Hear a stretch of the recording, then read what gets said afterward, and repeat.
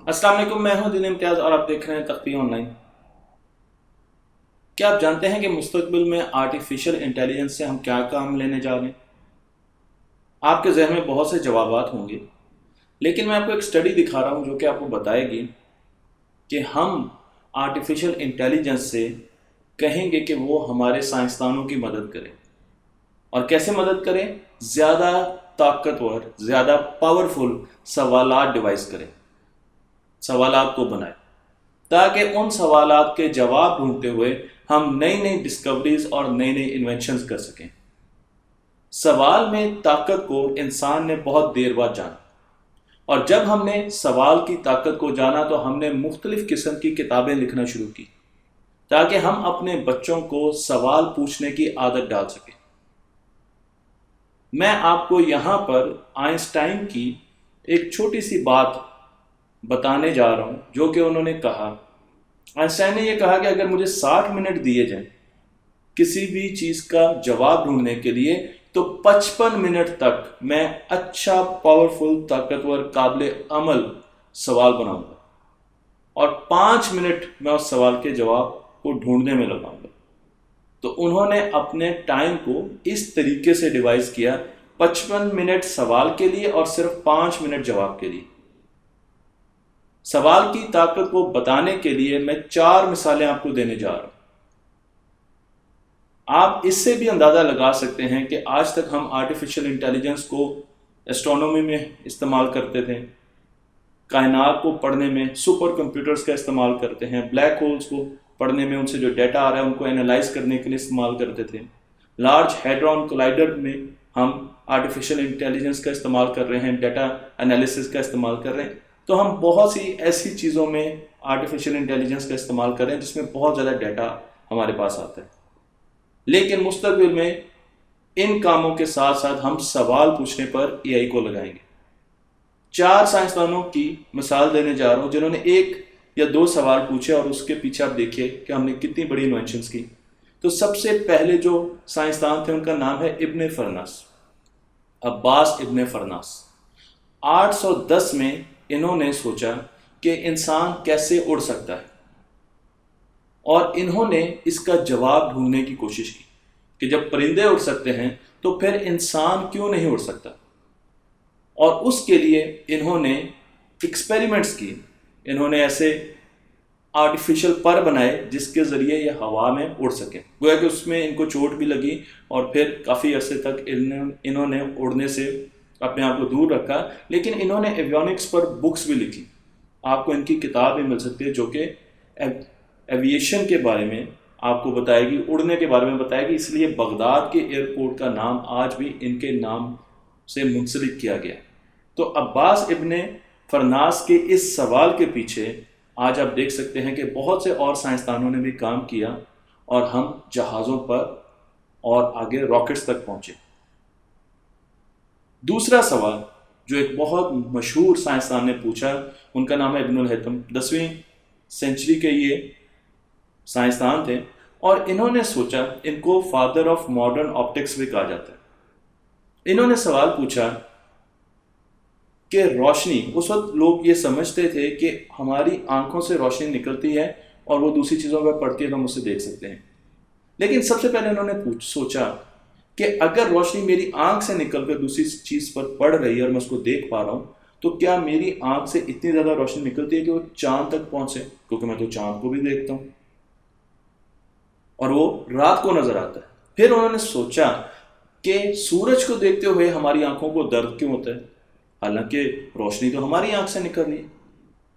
اور ان سوالوں کی وجہ سے انہوں نے سب سے پہلے ہمیں بتایا کہ روشنی ہماری آنکھوں سے نہیں نکلتی، بلکہ روشنی سورج سے آتی ہے، ٹکراتی ہے، اور ہماری آنکھوں کی طرف جب وہ آتی ہے تو ہمیں چیزیں نظر آتی ہیں۔ Laws of reflection and refraction دیے۔ انہوں نے پہلا کیمرہ بنایا۔ تو آج جس کیمرے سے میں ویڈیو بنا رہا ہوں اس کی بنیاد ابن الہیثم نے رکھی، اور اس کے پیچھے ایک سوال تھا۔ ہم آگے آتے ہیں بہت مشہور بڑے سائنسدان کی طرف جن کا نام ہے نیوٹن۔ نیوٹن نے سوال پوچھا کہ چیزیں زمین کی طرف کیوں گرتی ہیں۔ انہوں نے آبزرویشن لی اور سوال پوچھا کہ چیزیں زمین کی طرف کیوں آتی ہیں۔ چاند زمین کے گرد کیوں گھومتا ہے، کامٹس سورج کے گرد کیوں گھومتے ہیں. اور پھر اس سوال کے جواب کی کھوج میں انہوں نے میتھمیٹکس کی ایک نئی شاخ کو جنم دیا جسے کیلکولس کہتے ہیں. اب ہم آتے ہیں آئنسٹائن کی طرف. آئنسٹائن جب بچپن میں روشنی کو دیکھتے تھے تو وہ سوچتے تھے کہ اگر میں روشنی کی کرن کے اوپر بیٹھ جاؤں تو مجھے کیا نظر آئے گا. اس ایک سوال کے پیچھے انہوں نے تھیوری آف ریلیٹیوٹی دی، اسپیشل تھیوری آف ریلیٹیوٹی دی اور جنرل تھیوری آف ریلیٹیوٹی دی. انہوں نے ہمیں بتایا کہ کائنات میں بلیک ہولز ہیں. اگر ہم ان کی ڈسکوریز کی انوینشن کی طرف جائیں، جو ان کی ڈسکوری تھی اس کے پیچھے جو انوینشنز بنی، اس میں جی پی ایس، آپ کے موبائل میں بھی جی پی ایس موجود ہے، یہ ان کی ہی وجہ سے. انہوں نے ہمیں گریویٹیشنل فورس کے بارے میں بتایا، انہوں نے ہمیں گریویٹیشنل ویوز کے بارے میں بتایا. ان کی دی ہوئی ایکویشنز کو 100 سال کے بعد ایکسپیریمنٹلی اس کا پروف دیا گیا. ایک سوال کی طاقت آپ دیکھ سکتے ہیں کہ ہمارے پاس 100 سال کے بعد ٹیکنالوجی آئی جس سے ہم نے اس سوال کا جواب ڈھونڈا. اور اب میں آپ کو ماڈرن ڈے کی ایک ایگزامپل دیتا ہوں وین فلپس کی، جو کہ ایک ایکسیڈنٹ میں اپنی ٹانگیں کھو بیٹھے، بوٹ کے ایکسیڈنٹ میں اپنی ٹانگیں کھو بیٹھے اور ان کو ایک آرٹیفیشل ٹانگ کی ضرورت تھی. لیکن انہوں نے دیکھا کہ جو پروستھیٹک انجینئرنگ تھی اس زمانے میں، وہ بہت ہی، جو اعضاء بنائے جاتے تھے وہ بہت ہی ناقص کوالٹی کے تھے. تو انہوں نے سوچا کہ کیوں نہ ایسے لمبس بنائے جائیں جو سستے بھی ہوں اور جو دیکھنے میں بھی اچھے لگیں اور آپ کی ایفیشنسی بھی بڑھ سکے. سو انہوں نے ایک برانڈ بنایا، اس کا نام ہے فلیکس فٹ. آپ ان کے برانڈ کو سرچ بھی کر سکتے ہیں. اور انہوں نے اس میں بہترین مٹیریل استعمال کی، اس کو سستا رکھنے کے لیے مختلف قسم کی چیزوں کا استعمال کیا اور اس کا ڈیزائن چیتے سے لیا.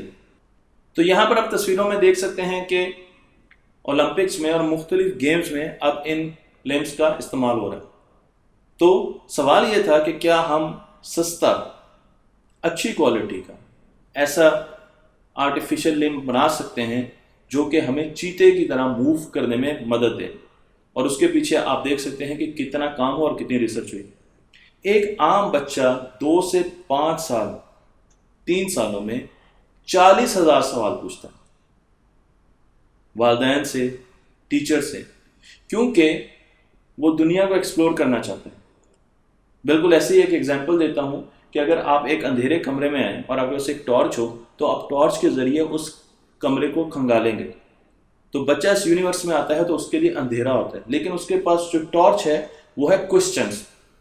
وہ اپنے سوالوں کی روشنی میں اس دنیا کو جانچنا چاہتا ہے، دیکھنا چاہتا ہے، ایکسپلور کرنا چاہتا ہے. لیکن ہمیں اسٹڈیز یہ بتاتی ہیں کہ جیسے جیسے بچہ بڑی کلاسز میں جاتا ہے اس کے سوال ختم ہو جاتے ہیں. ایک اسٹڈی یہ بتاتی ہے کہ ہائر سیکنڈری اسکول میں کئی بچے صفر، کوئی سوال نہیں پوچھتے. اور اس کی وجہ یہ ہے کہ ہمارے سلیبس میں اور ہمارے ذہنوں میں زیادہ ایمفیسس جواب پہ دیا جاتا ہے، سوال پہ بہت کم ایمفیسس دیا جاتا ہے. ہم بچوں کو چیپٹرز میں بھی سب سے پہلے جواب پڑھاتے ہیں اور پھر اینڈ پر سوال کرتے ہیں. لیکن اب ہمیں اپنی اس عادت کو بدلنا ہوگا اور ہمیں سوچنا ہوگا کہ اگر مستقبل میں آرٹیفیشل انٹیلیجنس سے ہم سوال پوچھنے کا کام لینے جا رہے ہیں تو سوال پوچھنے میں کتنی اہمیت شامل ہے. ہمیں اپنے بچوں کو سوال پوچھنے پر انکریج کرنا چاہیے اور ان کے سوالوں کے جواب اگر ہمیں آتے ہیں تو دیں، اگر نہیں بھی آتے تو ان کو انکریج ضرور کرنا چاہیے. ان کو سوال پوچھنے سے روکنا نہیں چاہیے، کیونکہ انسان کی مستقبل کی ترقی میں سب سے اہم کردار اس کے سوال ادا کرنے جا رہے ہیں. تختی آن لائن کو لائک کیجیے، شیئر کیجیے اور اس علم کو دوسروں تک پہنچا دیجیے.